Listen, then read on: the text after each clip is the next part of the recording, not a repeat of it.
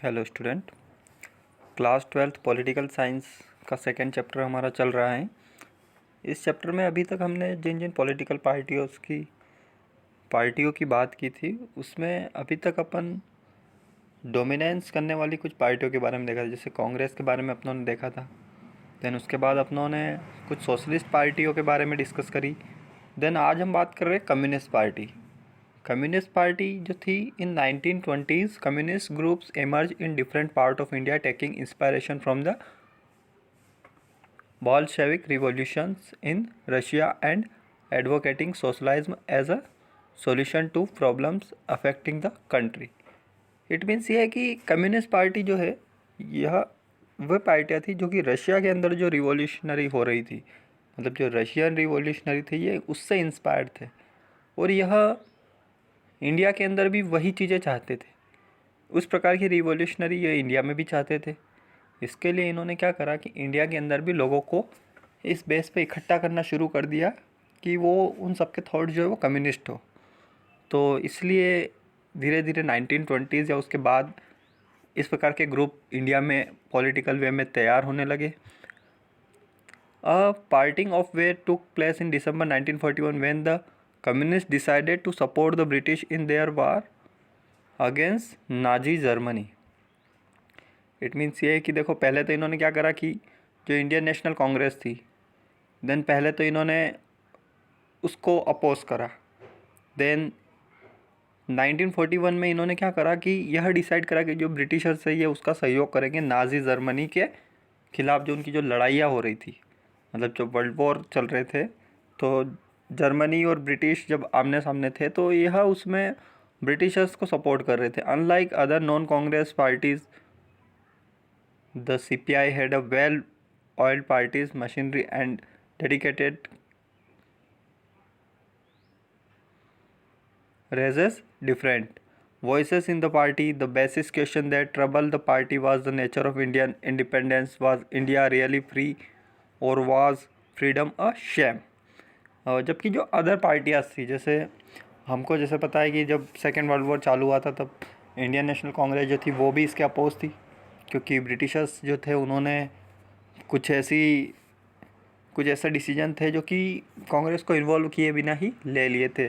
तो इस वजह से कांग्रेस के लीडर्स जो थे उन्होंने अपने जो उनकी जो पोस्ट थी उससे रिज़ाइन भी दे दिया था, जिसके लिए हम सभी जानते हैं कि जो मुस्लिम लीग थी उन्होंने उसको एक लिबरल डे के रूप में सेलिब्रेट भी करा था। तो ये कुछ ऐसे रीज़न्स थे कि कम्युनिस्ट पार्टी जो है वो उसके सपोर्ट में आ गई थी।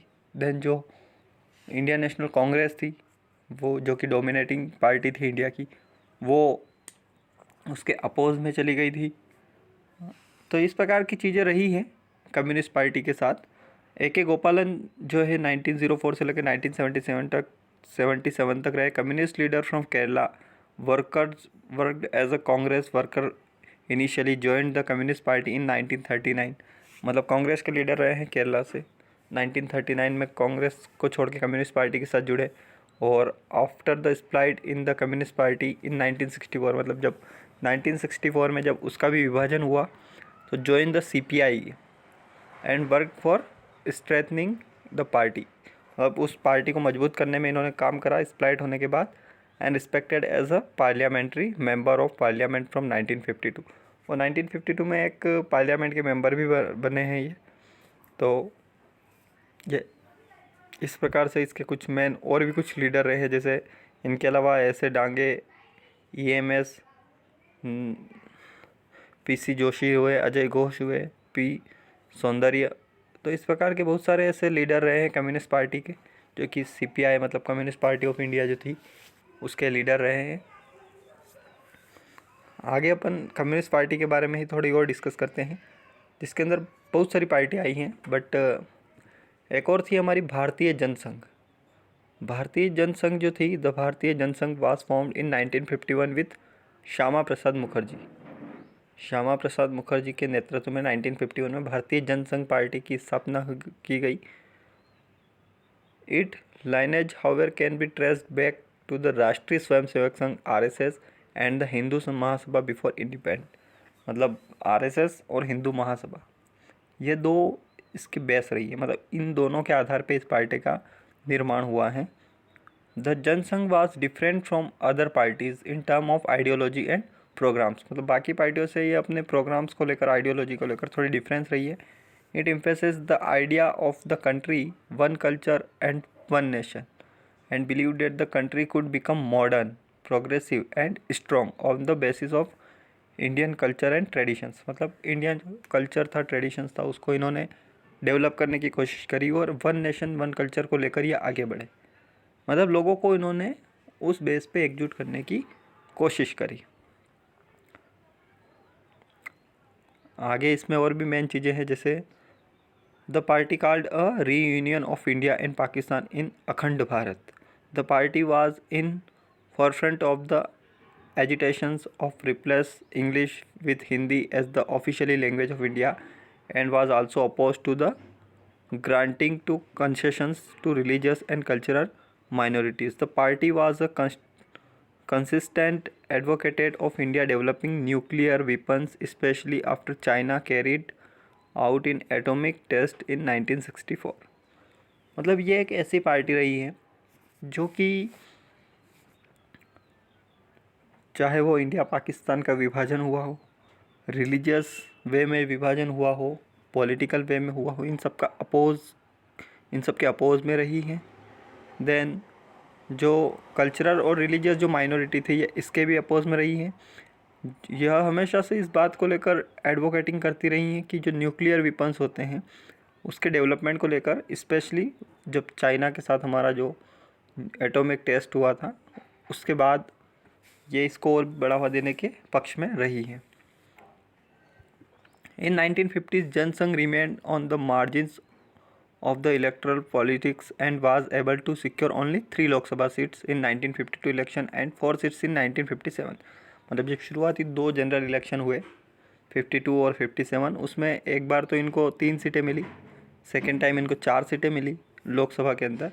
In early years, its supports came mainly from the urban areas in the Hindi-speaking states like Rajasthan, Madhya Pradesh, Delhi, Uttar Pradesh.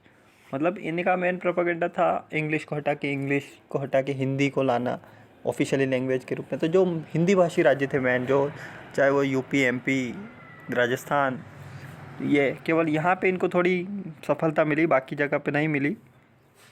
The party's leaders include Shyama Prasad Mukherjee, Deendayal Upadhyaya and Balraj Madhok. The Bharatiya Janata Party trace its root to the Bharatiya Jansangh.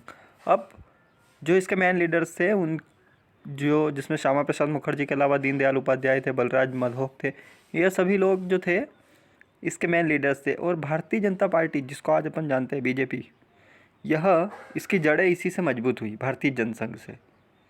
किससे हुई? भारतीय जनसंघ से। दीनदयाल उपाध्याय के बारे में भी पढ़ लेते थोड़ा सा। फुल टाइम आरएसएस वर्कर रहे हैं 1942 से, founder member of the Bharatiya Jansangh और general secretary and later president of भारतीय Jansangh.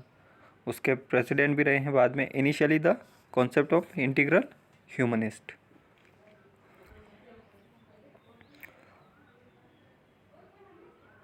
Emergence of opposition parties, मतलब किस प्रकार से अपोजिशन पार्टियाँ बनी। क्योंकि देखो पहले तो डोमिनेंस एक पार्टी का रहता था, अब एक पार्टी का डोमिनेंस रहा तो जो विपक्ष पार्टी होती है उसका रहना कितना इम्पोर्टेंट है।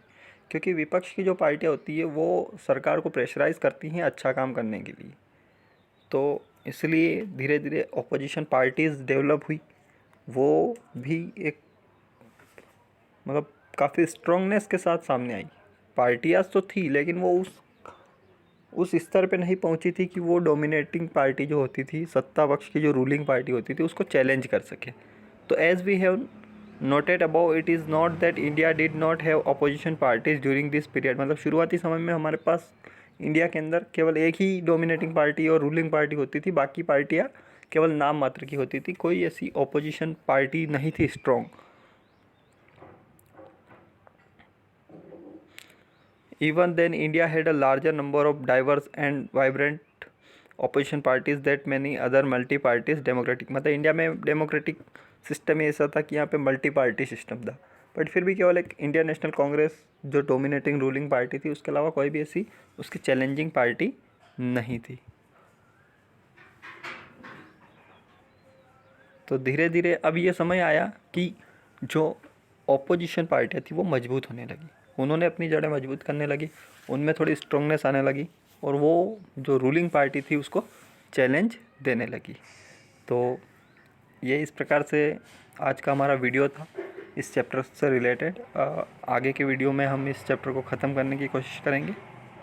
आई होप कि अभी तक जितना भी हमने पढ़ा है आप इसको अच्छे से समझ पाए होंगे। Thank you.